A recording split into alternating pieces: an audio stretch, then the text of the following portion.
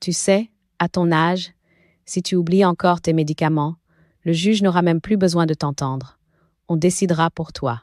Ma belle-fille a lâché cette phrase en posant la dinde au milieu de la table, comme on pose une pierre au centre d'un lac tranquille pour voir jusqu'où iront les vaguelettes. Les chandelles tremblaient, les verres étincelaient, le sapin clignotait au fond du salon. Les autres ont ri, un rire court, gêné, qui s'est vite éteint. Personne n'a vraiment osé me regarder. On a baissé les yeux vers les assiettes, vers les pommes de terre, vers la sauce. Moi, je les regardais, elle. Clara était impeccable, comme toujours. Chemisier blanc sans un pli, chignon serré, rouge à lèvres, parfaitement appliqué. Elle s'est assise en face de moi, le dos droit, une serviette sur les genoux, l'air de celle qui contrôle tout, même la température de la pièce. Dans sa bouche, à ton âge, sonnait comme une condamnation plus que comme une simple constatation. Je sentais encore, dans mon corps, l'absence de la petite boîte de plastique où je range mes comprimés du matin et du soir. 1 heure plus tôt, je fouillais l'armoire de la salle de bain. Chaque étagère, chaque trousse de toilette, rien. La boîte avait disparu. J'avais pensé à une maladresse, à un geste distrait, à moi-même. « Hélène, tu deviens tête en l'air », m'étais-je dit devant le miroir. On préfère toujours s'accuser soi-même, au début. C'est rassurant. Si c'est de notre faute, on peut se corriger. Mais dans les yeux de Clara, à ce moment précis, je n'ai rien vu de rassurant. Juste une lueur froide, une préméditation. « Je n'oublie pas mes médicaments », ai-je répondu calmement. Quelqu'un les a déplacés. Ma voix était étonnamment posée. J'avais l'impression de parler du temps qu'il faisait dehors. Et pourtant chaque mot pesait une tonne. Clara a levé un sourcil. Avec ce sourire fin que je connais trop bien. Celui qu'elle réserve aux gens qu'elle considère déjà comme dépassés. « Oh voyons, maman, personne ne touche à tes affaires », a-t-elle susurré. « Tu te fais des films. À ton âge, c'est normal.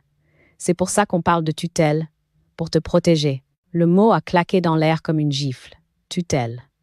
Ce n'était pas la première fois qu'elle l'utilisait, mais ce soir-là, devant le sapin allumé, devant mon petit-fils qui jouait avec son camion rouge par terre, quelque chose a basculé.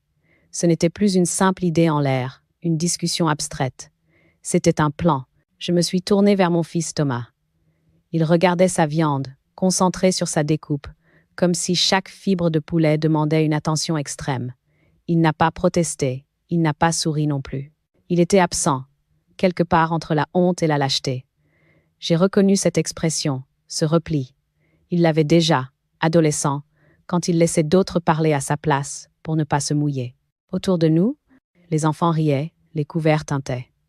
Zoé, ma petite fille, s'est penchée vers son cousin et a chuchoté. « Après, on aidera mamie à trouver ses pilules, d'accord ?» Comme une chasse au trésor. J'ai senti ma gorge se serrer. Pour elle, ce n'était qu'un jeu. Elle ne savait pas qu'on était en train de transformer sa grand-mère en vieille femme confuse, aux yeux d'un juge qu'elle ne rencontrerait peu, être jamais. Je n'ai rien répondu tout de suite. J'ai porté mon verre de vin à mes lèvres, plus pour m'occuper les mains que par envie.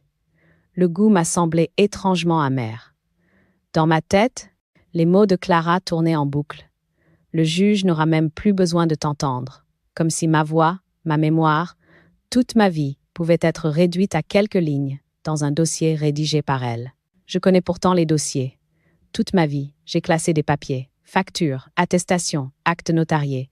Quand Paul, mon mari, est mort, c'est moi qui ai géré la succession, les signatures chez le notaire, les démarches auprès de la banque. On m'a dit, à l'époque, « Vous êtes organisée, Madame Dubois ». Aujourd'hui, cette organisation devenait, aux yeux de ma belle-fille, un détail insignifiant face à mes oublis, soigneusement mis en scène. Clara parlait avec les autres comme si rien ne s'était passé. Elle racontait ses réunions, ses collègues, ses projets d'agrandissement de la maison. Elle riait, versait du vin, servait la dinde. Mais moi, je n'entendais plus que le sous-texte. On décidera pour toi.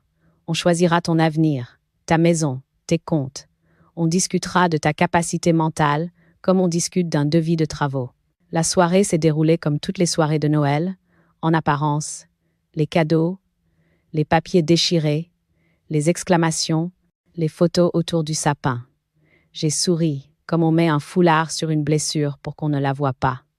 J'ai servi le dessert, j'ai rangé les assiettes, j'ai serré les enfants contre moi, mais à l'intérieur, je n'étais déjà plus la même. Quand la porte s'est refermée derrière eux, quand leurs pas se sont éteints dans l'escalier, le silence est tombé sur l'appartement comme une couverture trop lourde. La nappe était froissée, les verres à moitié vides, des miettes de bûche parsemaient la table. Je suis restée un moment debout au milieu du salon, sans bouger.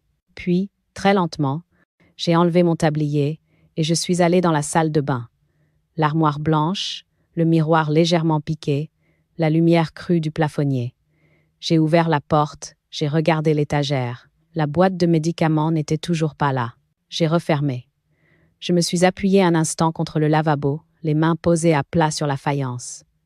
Dans le miroir, une vieille femme me regardait. Ses cheveux blancs étaient relevés en chignon, ses yeux un peu rouges, mais clairs, très clairs, plus clairs que jamais. Ce n'était pas la première fois qu'on me manquait de respect. Ce n'était pas la première fois que je me sentais humiliée. Mais c'était la première fois que j'avais la certitude d'être mise en scène. On ne se contentait plus de me parler mal.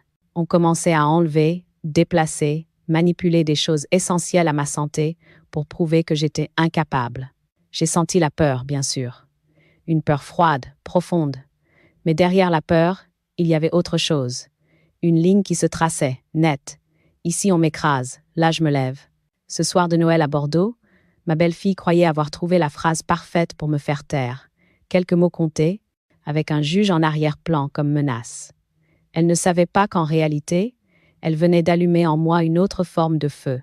Un feu discret, sans flamme apparente, qui ne ferait pas de bruit, qui ne casserait aucun verre, mais qui finirait par atteindre exactement là où ça fait mal.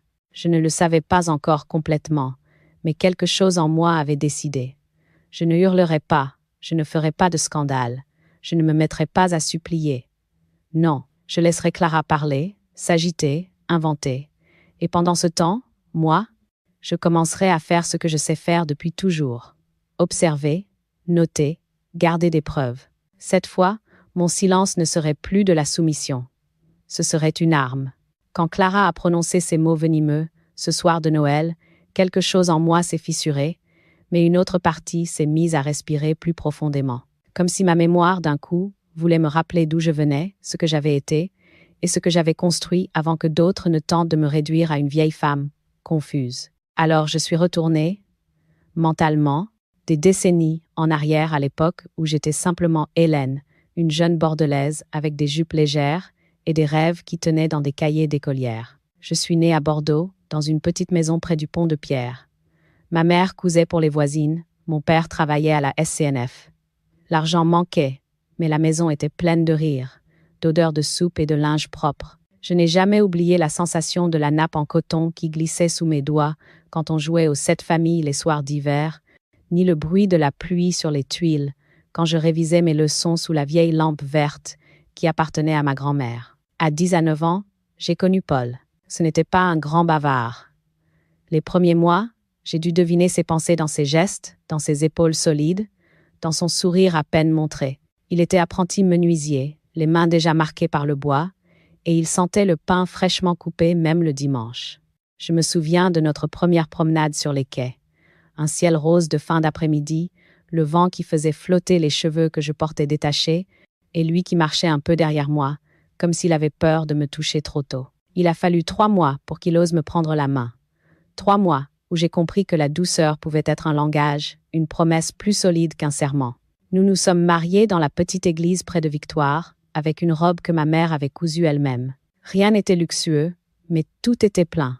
Les rires, les bras serrés, les chansons un peu fausses, le vin trop léger, mais qui nous faisait tourner la tête. Puis, très vite, la vie s'est mise à avancer comme une marée régulière. Paul a ouvert une petite échoppe de menuiserie dans Saint-Augustin, et je l'aidais parfois à porter des planches, mais surtout, je tenais les comptes.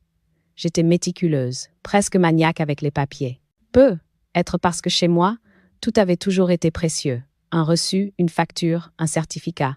Ma mère me disait souvent « Les papiers, ma fille, c'est la mémoire qu'on laisse derrière nous quand le cœur oublie. » Je n'ai jamais oublié cette phrase. Quand nous avons acheté notre maison à Codéran, j'ai vécu cette signature chez le notaire comme un sacrement.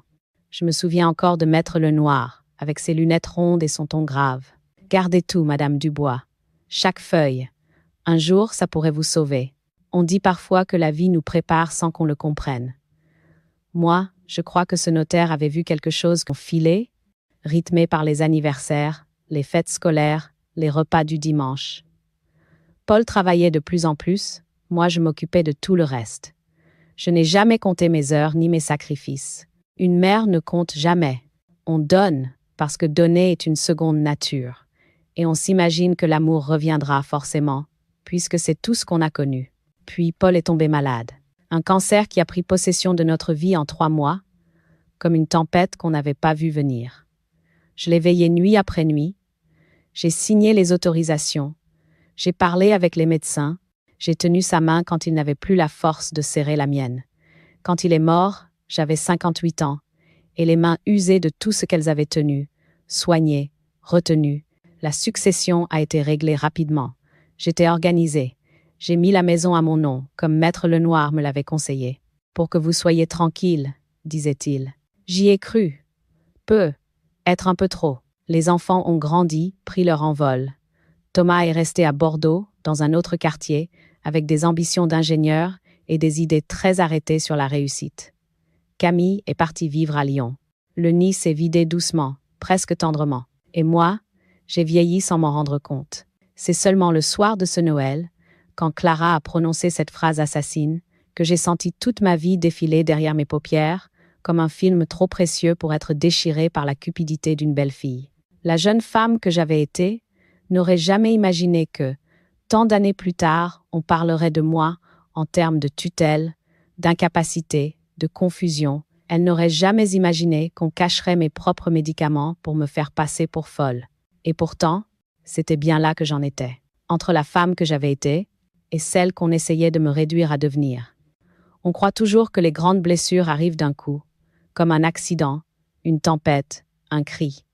Mais ce n'est presque jamais ainsi. Les douleurs familiales, les vraies, celles qui vous rongent de l'intérieur, commencent par des détails, des riens. Des poussières de mépris que l'on balaie au début d'un revers de main, persuadé que ce n'est pas grave, que tout le monde fait ça, que ça passera. Je me répétais souvent ces phrases. Pour ne pas voir, pour ne pas perdre Thomas, pour ne pas faire de vagues. La première humiliation a été si petite que je me demande encore pourquoi je m'en souviens si nettement. Un dimanche, Clara est entrée dans ma cuisine et en ouvrant un placard, a lancé d'un ton distrait. « Oh là là, Hélène, c'est vraiment le bazar ici. À ton âge, tu devrais être laissé quelqu'un s'occuper de tout ça. » Elle avait dit ça comme on parle du temps qu'il fait. J'avais passé la matinée à nettoyer, pourtant. J'ai souri, pour faire bonne figure. Je m'en sors encore très bien, tu sais. Elle avait haussé les épaules, refermé le placard, et murmuré quelque chose à Thomas trop bas pour que j'entende, mais suffisamment peu discret pour que je devine. Puis il y a eu les oublis. Elle oubliait de me prévenir quand il décidait d'annuler un déjeuner prévu depuis des semaines. On a dû partir plus tôt. Désolée. Elle le disait d'un ton tellement léger que je finissais par croire que j'avais mal noté, mal compris. Elle oubliait de m'inviter aux anniversaires des enfants. Elle oubliait de me transmettre des informations. Elle oubliait, toujours dans le même sens. Un soir, j'ai attendu Thomas et les petits pendant 2 heures avec un gâteau aux pommes qui refroidissait sur la table. Quand j'ai finalement appelé, c'est Clara qui a répondu. « Ah, tu avais préparé quelque chose ? Désolée. Vraiment, on a préféré manger en ville. » J'ai entendu, derrière elle, les rires de mes petits-enfants. Ils ne savaient même pas que je les attendais. La deuxième humiliation a été plus sournoise. Je parlais de mes lectures, un soir, alors que je racontais à quel point j'avais aimé un roman que je venais de terminer. Clara m'a coupé net. « Tu lis encore ? C'est bien. Ça entretient l'esprit, parfois. » Le « parfois » avait glissé comme une lame. Thomas avait ri, un rire bref, un peu troublé. Et moi j'avais senti une brûlure sur mes joues, comme si on me disait « C'est bien, mamie, tu sais encore lire. » À chaque visite, Clara trouvait quelque chose à corriger. « Ta facture d'électricité ? Tu l'as payée ? Pourquoi cette assiette est rangée là ? Tes draps ? Ils sentent l'humidité. Tu devrais mettre une minuterie au gaz. Ne reste pas trop longtemps debout, Hélène. À ton âge, une chute, ce n'était jamais frontal, jamais violent, toujours enveloppé d'un ton feutré, d'un sourire poli, une pluie fine de petites piqûres, presque invisibles si on les prend une par une. Mais cumulées, Elle transforme une femme en passoire. Puis il y a eu les regards. Clara et Thomas s'en échangeaient souvent lorsque je cherchais mes mots, lorsque j'avais un moment d'hésitation. Rien d'extraordinaire, un prénom oublié, un titre de film qui me revenait mal. Je ne suis plus un ordinateur. J'ai presque 80 ans, mais dans leurs yeux, ces simples hésitations devenaient des preuves. Preuves que je déclinais. Preuves que j'avais besoin d'aide. Preuves qu'ils avaient raison de penser à une tutelle. Clara tapotait alors la main de Thomas, avec un sourire de circonstance, et chuchotait, en croyant que je n'entendais pas. « Tu vois ce que je te disais. Le pire, c'était leur condescendance. Ils parlaient de moi, devant moi, comme si je n'étais plus là. Ta mère a encore confondu mardi et jeudi. Tu crois qu'elle se nourrit correctement? On devrait peut-être lui acheter un pilulier électronique. Tu as vu? Elle s'habille parfois n'importe comment. Ce jour-là, je portais un pull bleu que Paul aimait. Clara avait levé les yeux au ciel en me voyant. Ce bleu, il te fatigue le teint, tu sais. Comme si le problème, dans ma vie, c'était la couleur de mon pull. Il y a eu aussi les objets déplacés. Les couverts, les serviettes, les cadres, toujours rangés ailleurs après son passage. Je t'organise, maman. Organiser? Non. Prendre le territoire. Occuper la place. Faire disparaître ma manière de vivre pour imposer la sienne. Je me sentais devenir invitée dans ma propre maison. Un jour, elle a ouvert mon réfrigérateur sans même demander et elle a dit « Tu achètes trop de lait. À ton âge, on digère mal. » J'avais envie de lui répondre. J'ai digéré des guerres, des deuils, des nuits blanches, des grossesses, des réconciliations. Je survivrais très bien à 1 litre de lait. Mais je ne disais rien. Je me taisais. Parce que je voulais la paix. Parce que je voulais que Thomas continue de venir. Parce que, bêtement, j'avais peur que si je protestais, ils s'éloignent tous les deux encore plus. Petit à petit, ils ont commencé à prendre des décisions pour moi. On a changé tes rideaux. Ils étaient trop vieux. On a replacé tes factures. L'ordre que tu faisais était étrange. On a jeté quelques bocaux périmés. Tu n'y arriverais pas seul. Comme si ma maison était déjà devenue la leur. Et, insidieusement, sans que je le voie venir, j'ai commencé à douter de moi-même, à vérifier 2 fois si j'avais éteint le four, à me demander si j'avais vraiment oublié un rendez-vous, à hésiter avant de parler, de peur de dire une bêtise. Je descendais de quelques centimètres chaque semaine, comme si ma colonne vertébrale se recroquevillait sous le poids de leurs soupçons. Le moment le plus cruel fut un dîner. Nous étions à table, et je me suis trompée sur un détail sans importance, le prénom d'une collègue de Clara, ou quelque chose comme ça. Elle a éclaté d'un rire qui m'a transpercée. Adorable. Maman confond tout, maintenant. Les enfants ont ri aussi, croyant que c'était un jeu. Même Thomas a souri. Moi, j'ai senti mes joues brûler. Ce soir-là, je suis rentrée chez moi, et j'ai pleuré longuement, mais silencieusement. Un chagrin ancien, celui qu'on ressent quand on comprend qu'on est devenu invisible pour ceux qu'on aime. Et pourtant, je continuais à me taire, à avaler chaque humiliation comme un comprimé amer, jusqu'au jour où les humiliations sont devenues des actes, où ce n'était plus seulement des regards, des moqueries, des intrusions. C'est le jour où mes médicaments ont disparu pour la première fois et où j'ai compris que l'on cherchait désormais à me prouver folle non plus par les mots, mais par les faits. Et à partir de là, le silence n'était plus une prudence. Il allait devenir un plan. Il y a un moment où les humiliations cessent d'être seulement des blessures. Elles deviennent des preuves. Des indices que quelque chose, dans l'ombre, est en train de se préparer contre vous. Pour moi, ce moment est arrivé un mardi matin, à 8h12 exactement. Je m'en souviens, parce que l'horloge de la cuisine venait de sonner et que la lumière d'hiver pénétrait en biais par la petite fenêtre au-dessus de l'évier. La veille, j'étais passée à la pharmacie récupérer mon traitement contre l'hypertension. Une nouvelle boîte, pleine, prescrite 10 jours plus tôt par le docteur Renaud. C'était devenu un rituel. Rentrer, poser mon sac sur la chaise, ranger les médicaments dans l'armoire de la salle de bain, toujours au même endroit, à droite du miroir. Sauf que ce mardi matin, la boîte n'était plus là. Je suis restée un long moment devant l'étagère, à regarder l'espace vide. Ma main a glissé lentement sur le bois, comme si le toucher pouvait me ramener la mémoire. « Tu l'as mal rangé, Hélène », ai-je murmuré. « Tu vieilles ?» La phrase s'est arrêtée. Je refusais d'aller jusque-là. J'ai fouillé partout.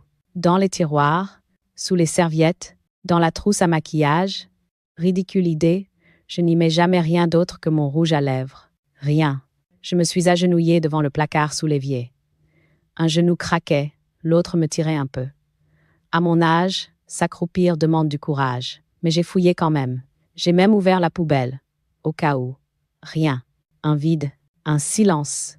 Et, dans ce silence, une pensée que je repoussais depuis des semaines. Et si ce n'était pas moi? Et si quelqu'un? J'ai respiré profondément, comme je l'avais appris dans mes cours de yoga il y a 20 ans. Puis j'ai pris mon manteau et je suis retournée à la pharmacie. Le jeune pharmacien m'a regardé avec une gentillesse embarrassée. « Mais Madame Dubois, a-t-il dit doucement, la boîte que je vous ai donnée hier est prévue pour 30 jours. Vous êtes sûre de ne pas la voir? Déplacée? Déplacée. » Ce mot-là, répété encore et encore, comme un refrain, je suis rentrée avec une deuxième boîte. Mais le malaise ne me quittait pas. Le soir même, j'ai convoqué mon courage et j'ai raconté à Thomas ce qui s'était passé. Je l'ai appelé, la voix serrée. « Thomas, on m'a volé ma boîte de médicaments. » J'ai entendu son soupir. « Maman, tout le monde oublie. C'est normal. Tu deviens, il n'a pas terminé. Il n'a pas eu besoin. » Clara parlait dans son dos, je l'entendais. Elle recommence. « Tu vois? C'est dangereux. On doit agir avant qu'il n'arrive quelque chose de grave. » J'ai raccroché en tremblant. Le lendemain, je suis allée dans la salle de bain pour prendre le traitement de la nouvelle boîte. Et elle aussi avait disparu. La panique m'a coupé les jambes. Ce n'était pas possible. Pas 2 fois. J'ai cherché partout, encore une fois. Rien. Puis une pensée m'a traversée. Regarde ailleurs, pas dans ta maison. Dans celle qu'ils veulent construire pour toi. Celle de la folie. J'ai ouvert les placards du couloir. Les étagères, les draps, les boîtes en carton. J'ai tiré un grand sac rempli de serviettes de bain. Et là, au fond, j'ai senti quelque chose de dur, de froid. La boîte, je l'ai sortie. Elle était à moitié vide. Je me suis assise par terre, sans m'en rendre compte. Mes mains tremblaient tellement que j'ai mis quelques secondes avant de réussir à ouvrir le couvercle plastique. Il manquait des comprimés, comme si quelqu'un avait voulu que je rate plusieurs doses. Comme si quelqu'un avait voulu un malaise, une confusion, un accident. Comme si quelqu'un avait voulu une preuve. J'ai senti un vertige. J'ai dû m'appuyer au mur pour me relever. J'ai mis la boîte dans mon sac, puis je suis allée m'asseoir dans la cuisine.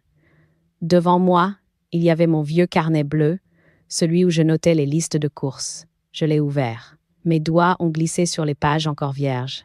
J'ai écrit « 14 décembre, médicaments disparus, retrouvés dans le placard du couloir, manque 12 comprimés. Thomas et Clara informés. Réaction, minimisation. Tamanzen. » Mes lettres étaient droites, fermes. Je n'écrivais plus pour me souvenir. J'écrivais pour me défendre. J'ai continué. Je ne suis pas folle. Je n'ai rien perdu. On déplace mes affaires. On me met en danger. Je n'avais encore accusé personne explicitement. Mais le simple fait d'écrire avait dissipé ce brouillard dans lequel Clara cherchait à m'enfermer. Pendant 3 jours, je n'ai rien dit. J'ai gardé le carnet près de moi. J'ai commencé à noter chaque détail. Les visites de Clara, les heures précises où elle était entrée dans la salle de bain, les fois où elle restait seule à l'étage, les remarques qu'elle faisait sur ma confusion, les regards échangés avec Thomas. Puis il y eut ce moment, celui où j'ai compris que ce n'était plus seulement un problème de médicaments, mais un scénario complet. C'était un jeudi soir. Clara est venue récupérer les enfants. Elle s'est attardée dans la cuisine, a ouvert l'armoire où je range mes ordonnances et a dit, d'un ton presque tendre, « Tu sais, Hélène, je suis inquiète. Tu n'es plus toi-même. On doit penser à la suite. La suite. » Toujours cette expression.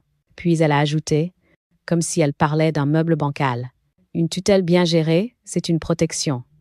Et puis, ça simplifie tellement de choses. Thomas et moi, on pourra gérer tes papiers et la maison. » La maison, là, tout s'est éclairé. Ce n'était pas mon bien, être qu'elle visait. C'était mon bien, la valeur de la maison, son terrain, l'héritage, les décisions à prendre à leur place. Une sueur froide m'a parcouru la nuque. J'ai senti une colère ancienne se réveiller. Une colère que les femmes de ma génération apprennent très tôt à cacher sous des nappes proprement repassées. Quand elle est partie, j'ai refermé la porte, j'ai inspiré profondément et j'ai pris la décision la plus importante de ma vie depuis la mort de Paul. J'ai attrapé mon carnet bleu. J'ai écrit une dernière phrase. Je ne serai plus victime. Puis j'ai pris mon téléphone. J'ai composé le numéro d'un avocat dont j'avais gardé la carte depuis un litige de voisinage, Maître Adrien Morel. Ce jour-là, dans la pénombre de ma cuisine, devant mon carnet, mon thé refroidi, j'ai compris que la guerre était déclarée.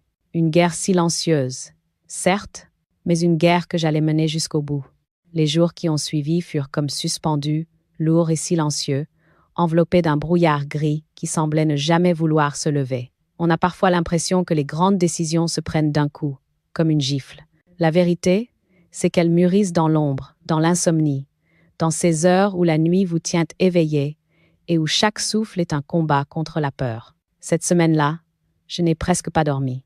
Je restais étendu dans mon lit, les yeux ouverts, à écouter le tic-tac de l'horloge du couloir, un bruit régulier, obstiné, presque consolant.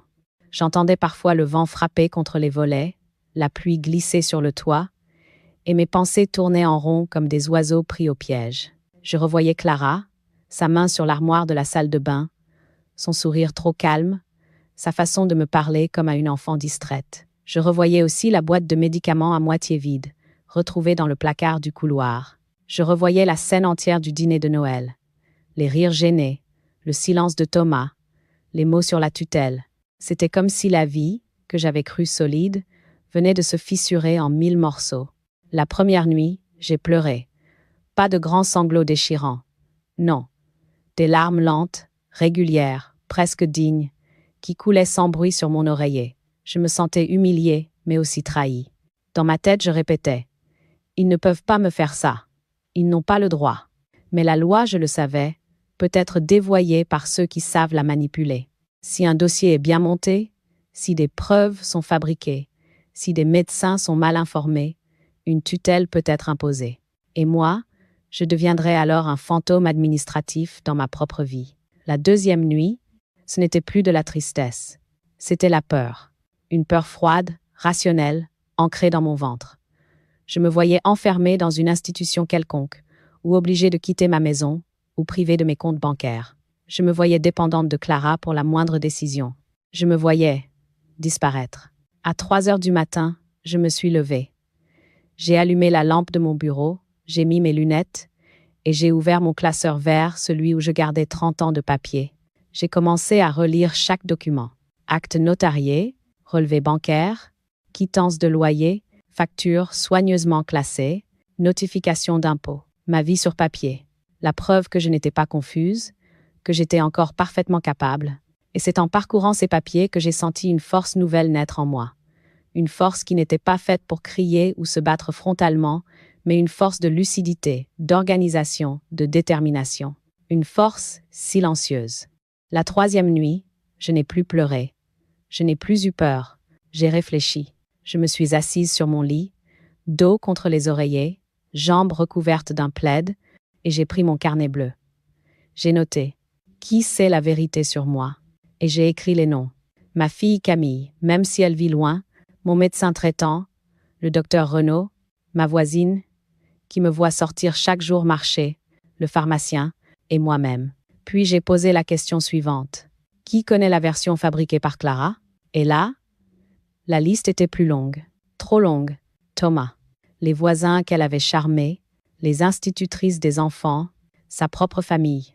Son avocat, peut-être. Elle construisait un récit. Je devais construire le mien.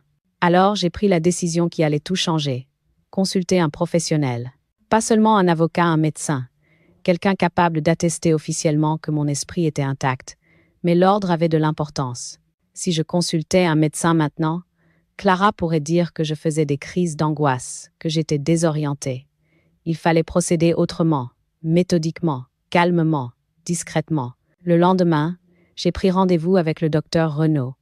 Je ne lui ai pas parlé des médicaments cachés tout de suite. Je voulais qu'il m'écoute, vraiment, avant de comprendre l'ampleur de ce qui se tramait. Je lui ai expliqué mes routines, mes lectures, mes promenades quotidiennes, mes comptes que je tenais encore seule. Il a pris des notes, puis il m'a regardé longuement. « Hélène, Mathé, il dit enfin, je vous connais depuis 15 ans. Si un jour j'avais un doute sur vos capacités, je vous le dirais franchement. Pour l'instant, ce n'est pas le cas. J'ai senti un nœud se défaire dans ma poitrine. Un premier allié. Ensuite, J'ai commencé mes recherches. Sur les tutelles, sur les curatelles, sur les droits des personnes âgées. J'ai lu des articles, des forums, des témoignages. Je me suis renseignée sur les démarches, les délais, les recours. Je comprenais désormais la mécanique du piège que Clara voulait me tendre. Et pendant ce temps, je continuais de jouer mon rôle, celui de la vieille femme docile, gentille, légèrement naïve. Je faisais le thé quand il venait. Je souriais. J'écoutais. Je disais merci quand Clara me déplaçait un objet soi-disant mal rangé. Je notais les dates, les heures, les phrases exactes dans mon carnet bleu. C'était une forme de résistance. Une résistance sans éclat, sans cri, sans menace. Une résistance de papier. Puis, au matin du 4e jour, alors que je versais du sucre dans mon café 2 cuillères, comme toujours j'ai compris, ce n'était pas moi qui étais en train de perdre pied. C'était eux qui perdaient le contrôle. Parce que moi, désormais, j'avais un cap, un plan, et surtout, j'avais décidé de ne plus avoir peur. Je me suis assise à ma table, avec mon carnet, et j'ai écrit. Maintenant j'agis. Puis j'ai composé le numéro que j'avais gardé recaché dans une boîte depuis des années. Le numéro de Maître Adrien Morel. Lorsque j'ai raccroché, le silence dans la maison n'était plus un ennemi. C'était devenu mon allié. Car pour la première fois depuis longtemps, je n'étais plus dans l'ombre de Clara. Je marchais vers quelque chose de plus solide, de plus juste. Et même si la suite me terrifiait encore un peu, je savais que j'avais franchi un seuil invisible, celui où une femme cesse d'être proie pour devenir juge de sa propre existence. Le jour où j'ai rencontré Maître Adrien Morel, c'est comme si les murs de ma vie avaient cessé de se refermer sur moi. Je n'avais plus seulement mon carnet bleu et mes soupçons, j'avais un allié, un professionnel, quelqu'un qui connaissait la mécanique froide de la justice et qui savait la démonter pièce par pièce. Pourtant, paradoxalement, plus j'avançais, plus je devenais silencieuse. Comme si organiser ma revanche nécessitait un calme absolu, un retrait intérieur, un espace mental où Clara n'avait plus accès. La première rencontre avec Maître Morel a duré près de 2 heures. Dans son bureau rempli de dossiers épais, de livres reliés, d'un vieux tapis persan qui avait dû voir passer autant de secrets que lui, je me suis sentie pour la première fois depuis longtemps traitée comme une adulte, comme une femme capable. Il m'a écoutée sans m'interrompre, les doigts joints, un léger froncement de sourcils, quand je lui ai montré la boîte de médicaments retrouvée dans le placard du couloir. « C'est extrêmement grave, Madame Dubois », a-t-il dit. Pas condescendant, pas surpris, juste grave. Comme s'il savait déjà dans quelle catégorie ranger Clara. Il m'a expliqué calmement les étapes. Nous allons déposer une main courante immédiatement. Cela créera une trace officielle. Nous allons aussi envoyer un courrier recommandé au juge des contentieux de la protection pour vous opposer à toute demande de tutelle. Et surtout, je vais solliciter une expertise médicale. Un médecin légiste du tribunal. Il a ajouté, ces expertises voient clair. Elles déjouent souvent les tentatives de manipulation familiale. Ces mots ont eu sur moi l'effet d'une lampe allumée dans une cave sombre. Nous sommes allés ensemble au commissariat. Un jeune policier, concentré, a tapé ma déposition. Médicaments déplacés à plusieurs reprises. Suspicion de mise en danger. Tentative possible de manipulation familiale. Lorsque j'ai signé, j'ai senti quelque chose se redresser en moi. Une colonne vertébrale morale. Les jours suivants, j'ai commencé ma double vie. À l'extérieur, Hélène, la vieille femme docile. À l'intérieur, Hélène, stratège. Je souriais davantage lorsque Clara me rendait visite. Je lui proposais même du thé, comme si nous étions dans une comédie de salon. Elle ouvrait volontiers mes placards, touchait mes objets, réarrangeait mes tiroirs, sans se douter que chaque geste d'elle devenait une ligne dans mon carnet bleu. Mes armes, le silence, la patience, la précision. Je ne disais rien, mais j'enregistrais tout. Pendant ce temps, Maître Morel avançait. Il m'a demandé de rassembler tous mes documents importants, actes de propriété, relevés bancaires, factures. Votre vie doit être irréprochable sur papier, m'a-t-il dit. J'ai souri. Cela au moins, je savais faire. J'ai passé des après-midi entiers à trier, classer, ranger. Chaque pile de papier était un mur supplémentaire entre moi et la tutelle. Puis est venue la deuxième étape, mettre mes biens à l'abri. Maître Morel m'a conseillé quelque chose de radical. Si votre maison est votre principal patrimoine, elle est aussi votre principal point faible. Vous devez envisager de la vendre avant qu'on ne vous en dépossède. J'ai ressenti un choc. La maison, c'était mon refuge, mon souvenir de Paul, mon cerisier dans le jardin. Mais c'était aussi ce que Clara visait. Je l'avais compris le jour où elle avait prononcé, d'une voix trop douce. Et puis, avec la tutelle, ce sera plus simple de gérer la maison. Alors j'ai pris une décision que je n'aurais jamais imaginée possible. J'ai contacté une agence immobilière. En secret, je suis devenue invisible dans ma propre stratégie. Je circulais dans ma maison comme une ombre, ouvrant et fermant les volets pour les visites, sans que personne, surtout pas Clara, ne puisse deviner ce qui se préparait. En parallèle, Maître Morel m'a emmené chez un notaire d'Arcachon, un homme calme et précis, Maître Girard. Nous avons rédigé un nouveau testament, un testament détaillé, incontestable, signé devant témoins. Un document où je répartissais mon patrimoine comme je le souhaitais, pas comme Clara l'aurait voulu. Et puis il y a eu cette démarche que j'ai faite seule. Un matin où la brume enveloppait toute la ville, l'ouverture d'un nouveau compte bancaire. À une autre banque, dans une autre commune, avec un conseiller compréhensif qui ne posait pas de questions inutiles. Ce compte allait devenir ma base arrière, mon coffre-fort moral, ma garantie que, quoi qu'il arrive, mon argent ne tomberait pas entre de mauvaises mains. Pendant ce temps, je continuais à jouer le rôle de la vieille femme aimable et reconnaissante. Je continuais à servir le thé à Clara, à remercier Thomas, à sourire aux petits-enfants. J'étais devenue tellement silencieuse que Clara croyait avoir gagné.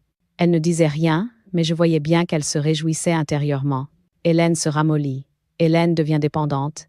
Hélène s'éteint. Elle ne se doutait de rien. Elle ne savait pas que pendant qu'elle préparait sa tutelle, moi, je préparais mon dossier, mon plan, ma revanche. Puis un matin, Maître Morel m'a appelé. Sa voix était calme, mais ferme. Le tribunal a accepté la nomination de l'expert médical. Le médecin légiste viendra chez vous. Chez moi? Oui. Et c'est une excellente nouvelle. Il verra votre mode de vie, vos papiers, vos habitudes, votre tête claire et votre maison en ordre. J'ai senti mon cœur accélérer. Le médecin légiste, le pivot, le point de bascule, tout ce que Clara ignorait, tout ce qu'elle pensait tenir entre ses mains, tout ce qu'elle croyait avoir déjà gagné. Tout allait lui échapper, non pas parce que j'allais crier ou me battre, mais parce que j'avais fait ce que personne n'attendait de moi. J'avais pris la loi, je m'en étais fait un bouclier. Et maintenant, il ne restait plus qu'une étape. Le piège se refermerait, devant elle, sans un seul mot de trop. Le matin où tout a basculé, la lumière de décembre entrait doucement par ma fenêtre, pâle et froide comme un linge humide. Je m'étais levée plus tôt que d'habitude. J'avais rangé la cuisine, passé un chiffon sur la table, ouvert les volets, mis un peu de musique classique, un vieux disque de piano que Paul aimait.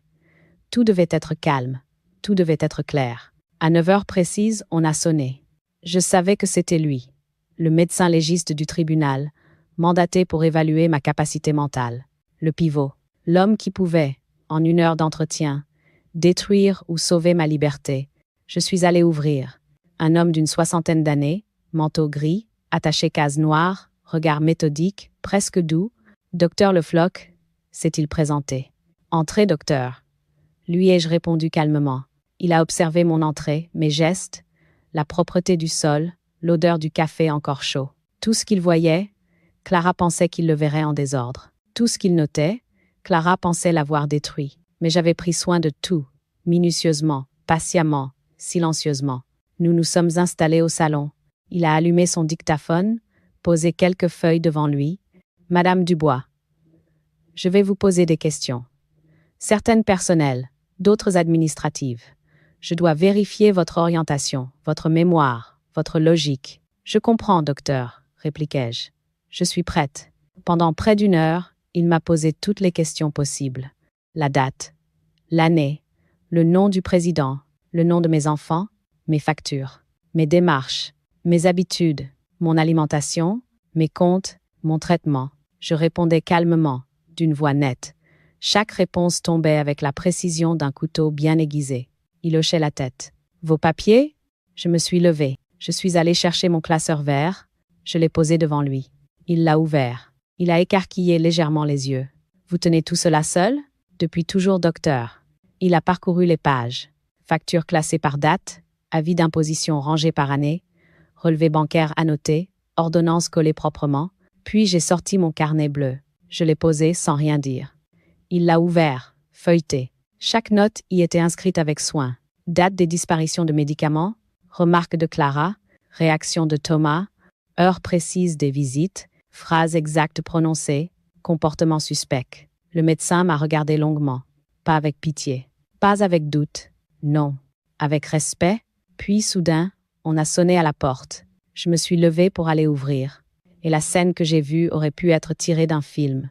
Thomas, Clara, les deux, sur le palier, essoufflés, pressés, trop pressés. Maman, on a eu ton message hier, on a compris que tu voyais un expert. On a pensé que ce serait mieux qu'on soit là. Thomas tremblait. Clara avait ce sourire crispé, celui qu'on garde quand on sent que le sol commence à se dérober. Ce n'était pas nécessaire, ai-je répondu calmement. Si, insista Clara, il faut que le docteur entende aussi notre version. Le médecin s'est approché derrière moi. Je suis le docteur Le Floch. Clara a immédiatement tendu la main. Trop vite, trop haut. Je suis la belle-fille. Je gère beaucoup de choses pour Hélène. Vous savez, elle oublie beaucoup, et parfois, elle s'imagine. Elle s'est arrêtée, en me voyant la regarder droit dans les yeux. Le médecin lui a coupé la parole. Madame, je suis ici pour une expertise individuelle. Je dois d'abord entendre Madame Dubois. Seule, Clara a pâli. Elle a voulu ajouter quelque chose, mais il a levé la main. Mais, balbutia-t-elle, vous attendrez dans le couloir. Elle a blêmi, s'est tournée vers Thomas. On ne peut pas la laisser manipuler l'expert. Ce mot manipuler a coupé l'air comme un fil tendu. Le médecin a froncé les sourcils. Qui manipule qui, exactement? Clara s'est tue. Pour la première fois depuis que je la connaissais, ils sont restés dans le couloir, plantés comme deux élèves pris en faute. Le docteur est revenu au salon avec moi. Il a repris son carnet. Sa voix était devenue plus ferme, plus précise. Madame Dubois, il a refermé son dossier. Vous êtes parfaitement orientée. Votre mémoire est intacte. Votre maison est en ordre. Vos papiers sont impeccables. Il a effleuré le carnet bleu. Et vous prenez des notes d'une précision remarquable. Puis il a ajouté, vous êtes victime, pas inapte. Ces mots-là m'ont traversé comme une vague chaude.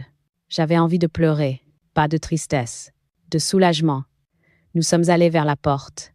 Il l'a ouverte. Thomas et Clara se sont redressés brusquement. Alors, docteur? Demanda Clara, la voix trop aiguë. Madame Dubois ne présente aucun trouble cognitif. Aucun signe de confusion. Elle gère sa vie de manière exemplaire. Il s'est tourné vers moi. Je vais rédiger mon rapport en urgence. Puis vers eux, toute tentative d'obtenir une tutelle dans ces conditions sera considérée comme abusive. Le mot « abusive » a fait vaciller Clara. Ses lèvres se sont ouvertes, mais aucun son n'en est sorti. Thomas, lui, a baissé les yeux.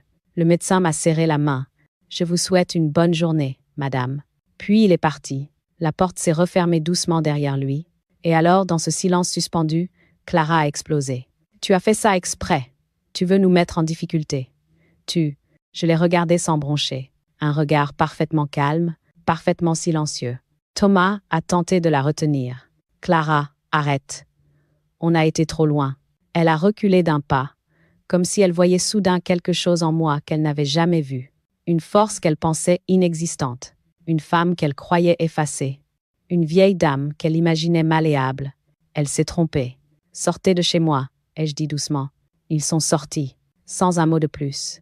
Et ce jour-là, dans mon salon encore imprégné de l'odeur du café, je me suis tenue droite, très droite, parce que le piège s'était refermé exactement comme prévu. Et surtout, je n'avais pas eu besoin de crier pour gagner. Après la visite du médecin légiste, le silence qui s'est installé dans ma maison avait une texture étrange. Il était léger, presque pur, comme un air qu'on n'avait pas respiré depuis longtemps. Mais ce silence-là n'était pas partout. Dehors, dans la famille, il se préparait une tempête. Le soir même, mon téléphone n'a pas arrêté de vibrer. Des messages de Thomas, écrits trop vite. « Maman, on peut parler ?» Je crois que Clara est bouleversée. Ce n'était pas notre intention. Puis plus rien pendant des heures. Et enfin, un dernier message. « Je viendrai demain. » Clara, elle, ne m'a rien écrit. Pas un mot, pas une virgule. Le silence total, un silence glacial, chargé de rancœur. Le lendemain, Thomas est venu seul. Il avait le visage tiré, le dos un peu courbé, comme si la veille l'avait vieilli de 10 ans. Il est entré sans savoir où poser ses mains, ni son regard. Je lui ai préparé du thé. Par habitude. Par tendresse aussi, malgré tout. Il a serré la tasse entre ses doigts longtemps avant de parler. Maman, je ne savais pas. Il a inspiré profondément. Clara, elle m'a fait croire que tu perdais pied, que tu oubliais tout, que tu avais besoin d'aide. Je l'ai regardé en silence. Ce silence-là n'était pas une arme. C'était une invitation, un espace où il pouvait, enfin, dire la vérité. Je voulais juste te protéger, a-t-il murmuré. En me mettant sous tutelle, il a fermé les yeux.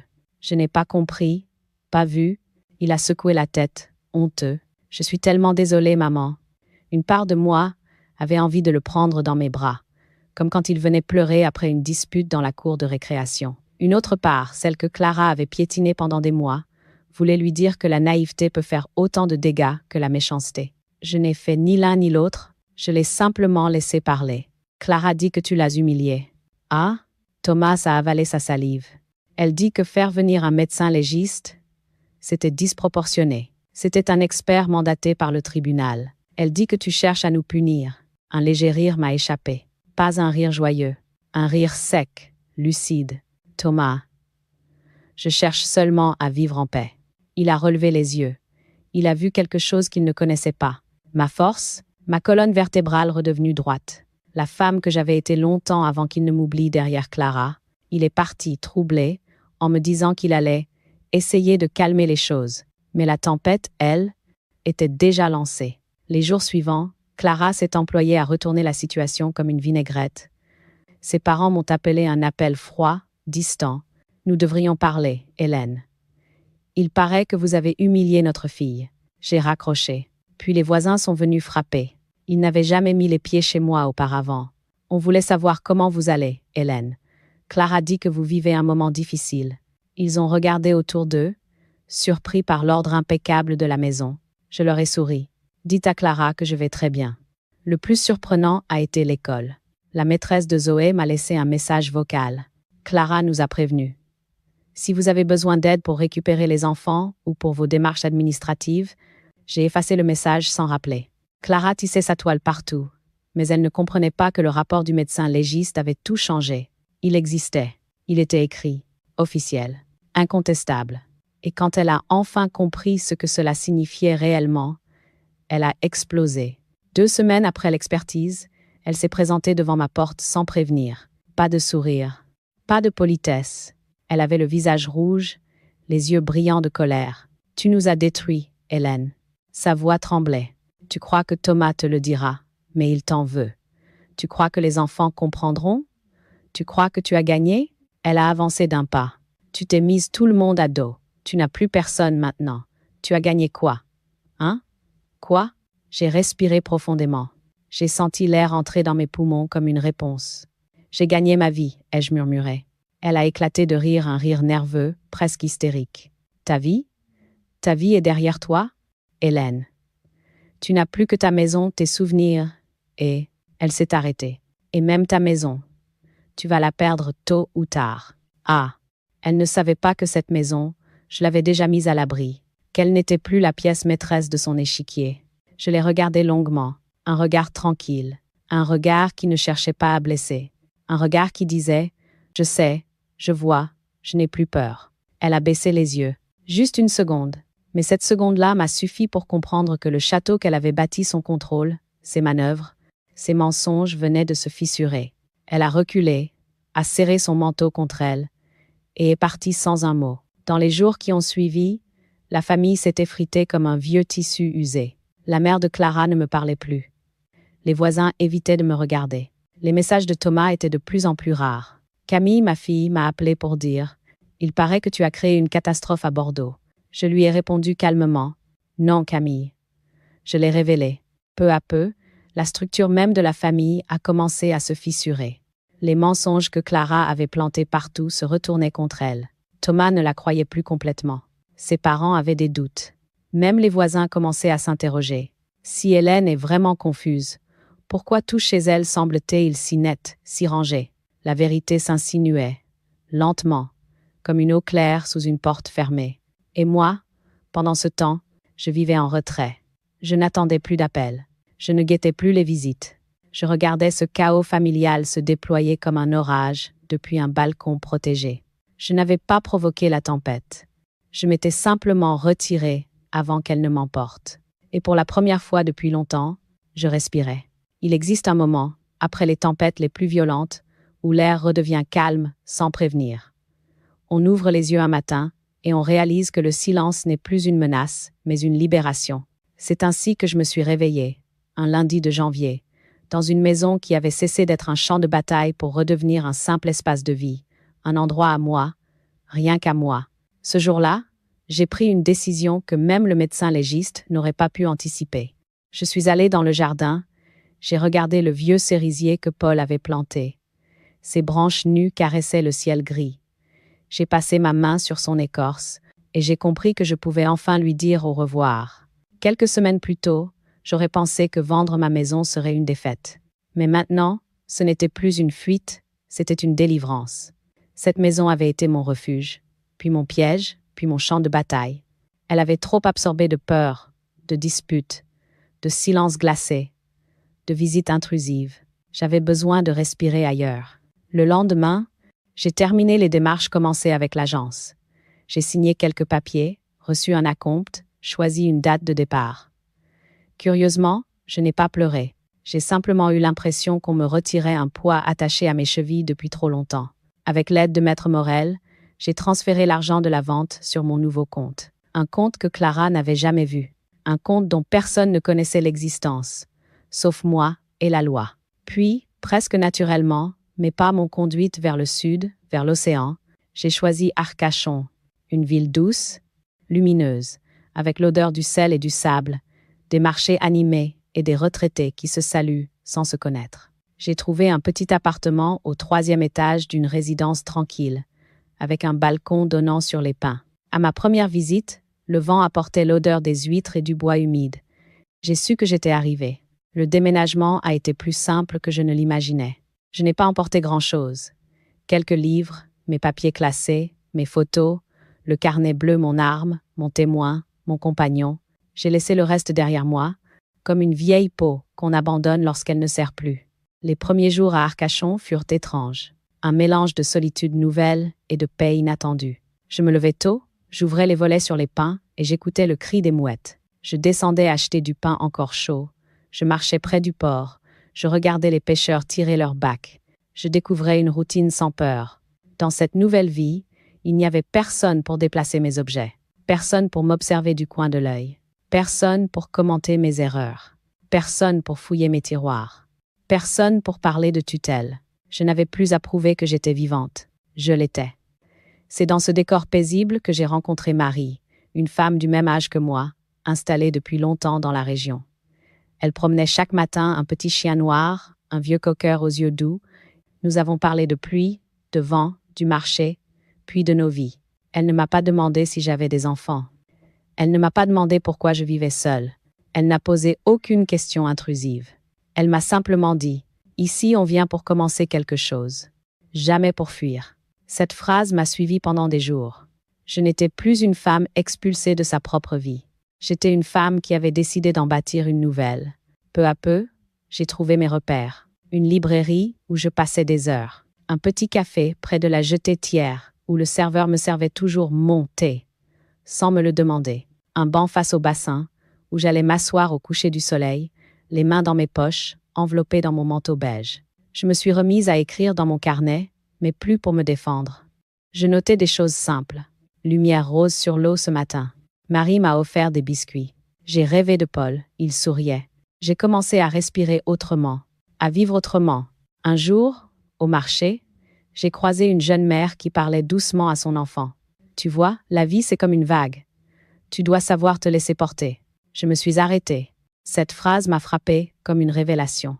J'avais passé des mois à lutter contre une vague toxique, à tenir ma tête hors de l'eau, à me débattre. Aujourd'hui, il n'y avait plus rien à combattre. Je pouvais me laisser porter. Quant à Thomas, les semaines passaient et ses messages devenaient de plus en plus hésitants. « Maman, comment vas-tu? Les enfants pensent à toi. Peut-on venir ?» Je répondais poliment, sans colère, sans rancune, mais sans me précipiter non plus. Je n'étais plus cette mère qui attendait derrière une fenêtre, le cœur serré. J'étais une femme en reconstruction. Et une reconstruction demande du temps et de la distance. Clara, elle, n'écrivait jamais. Mais je savais, par fragments, qu'elle vivait dans la tourmente de son propre venin. Les mensonges finissent toujours par se retourner contre ceux qui les tissent. Moi, j'étais ailleurs, dans un lieu où la mer apaise tout, même les souvenirs les plus lourds. Et chaque soir, en fermant mes volets, je me disais que la vie, à cet âge, n'était pas un déclin, mais une seconde naissance. Le soir tombe différemment à Arcachon. Il ne s'effondre pas d'un coup comme à Bordeaux, il ne se faufile pas comme une ombre. Il s'étire, il glisse, il enveloppe doucement les pins avant de caresser l'eau. On dirait qu'il prend son temps pour me laisser respirer avant de refermer le jour. Ce soir-là, j'étais assise sur mon balcon, les mains autour d'une tasse de tisane au citron. L'air était froid, sec, et portait une odeur d'algues et de bois mouillé. Dans le ciel, une lueur violette persistait encore, celle qui annonce la nuit, tout en refusant de la laisser entrer trop vite. J'ai regardé mes mains. Elles ont vieilli, bien sûr. Elles portent mes années, mes gestes, mes deuils, mes victoires silencieuses. Mais, pour la première fois depuis longtemps, elles ne tremblaient pas. Il y avait dessus une stabilité nouvelle, comme si elles savaient exactement ce qu'elles avaient accompli et ce qu'elles avaient refusé de perdre. À l'intérieur, mon petit appartement était rangé comme je l'aimais. Quelques livres, des plantes que j'avais adoptées récemment, une photo de Paul posée sur la commode, mon carnet bleu ouvert près de la lampe. Une maison simple, modeste, mais dépourvue de menaces. Une maison où chaque tiroir s'ouvrait sans peur. Une maison où personne n'attendait mon premier faux pas pour me retirer le contrôle de ma propre vie. Je me suis levée, lentement, avec cette dignité fragile mais solide, qui n'appartient qu'aux femmes ayant survécu à beaucoup trop de choses. Je suis allée jusqu'à la commode et j'ai pris la photo de Paul. Sur cette photo, il riait un rire rare, rare mais vrai. C'était un jour d'été, à la dune du Pilat, quand nous étions encore jeunes, insouciants, sans savoir que le mot « vieillir » pouvait un jour être utilisé contre nous. Je lui ai parlé, à voix basse. « Tu sais, mon amour, j'ai tenu bon. Tu aurais été fier de moi. » Le silence m'a répondu, mais un silence doux. Pas celui de Bordeaux, pas celui que Clara essayait de m'imposer, pas celui des humiliations. Un silence apaisé, un silence qui m'appartenait. Je me suis assise sur le lit. Les couvertures étaient fraîches, impeccablement pliées. J'ai posé la photo à côté de moi. Au pied de la table de chevet, le carnet bleu m'attendait. Je l'ai ouvert à la dernière page.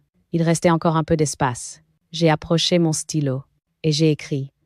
Non pas une note, non pas une preuve, non pas un témoignage, mais une parole adressée à moi-même. J'ai survécu à la manipulation par la vérité. J'ai survécu au mépris par la patience. J'ai survécu à la violence psychologique par le droit. Et maintenant, je vis. Simplement. Pleinement. Sans peur. Je sais que beaucoup diraient que je suis seule. Que je n'ai plus Thomas. Qu'il ne vient plus que de loin en loin. Avec des excuses hésitantes. Avec des phrases trop longues pour cacher sa culpabilité. Qu'il essaie parfois de reprendre contact, mais qu'aucune conversation n'a la saveur de l'avant. Que nos liens se sont distendus comme un vieux fil, trop usé pour être renoué sans laisser une trace. Mais la solitude n'est pas un désert. Pas quand elle est choisie. Pas quand elle est le prix de la paix. J'ai croisé Marie plus tôt dans la journée. Elle promenait son cocker et m'a dit, avec cet humour tendre qu'elle porte comme une écharpe, « Vous avez changé, Hélène. Vous marchez comme quelqu'un qui n'a plus rien à prouver. » J'ai souri. C'est parce que je n'ai plus peur qu'on me retire ma vie. Elle a hoché la tête, sans poser de questions. Je n'ai pas besoin de raconter tout ce qui s'est passé. Les gens croient que la force se mesure aux histoires qu'on expose au monde. Mais la mienne tient dans ce que je n'ai pas dit, dans ce que j'ai consigné en silence, dans ce que j'ai protégé sans hurler, loin de Bordeaux, loin des regards mesquins, loin des tiroirs déplacés, loin des phrases assassines. J'ai reconstruit une existence qui n'a plus rien à voir avec la peur. J'ai appris que la dernière partie de la vie n'a pas besoin d'être une chute, qu'elle peut être une renaissance, une petite maison en bord de mer, un café brûlant face au bassin, des inconnus bienveillants, une promenade quotidienne sous les pins, une photo qu'on touche de temps en temps pour se rappeler qu'on a été aimé, un carnet qu'on ferme doucement, non plus parce qu'on manque de place, mais parce qu'on n'en a plus besoin.